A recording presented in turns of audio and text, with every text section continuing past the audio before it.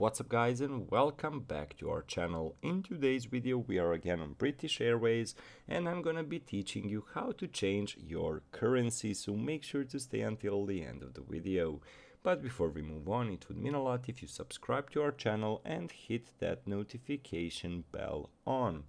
So guys, how to change the currency on British Airways. So we all know that people are using airplanes all around the world, and maybe somebody from, let's say, some other country, let's say America, where are dollars, in case want to get a British Airways ticket and do not want to pay in pounds, which is a British currency, and they want to pay in dollars. How can you actually change the currency?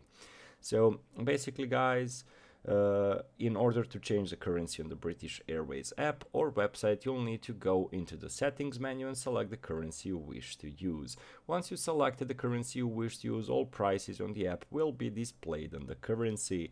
If you want to change from dollars to pounds, basically you'll almost certainly have to pay in dollars if you're from America, because your flight originated in a Eurozone country, even if you booked from the United Kingdom. This could be the case. To change your flight's weight, you must first use the app. The first step is selecting Manage My Bookings. Then you need to enter the booking reference and the last name, and basically click basically changing the currency.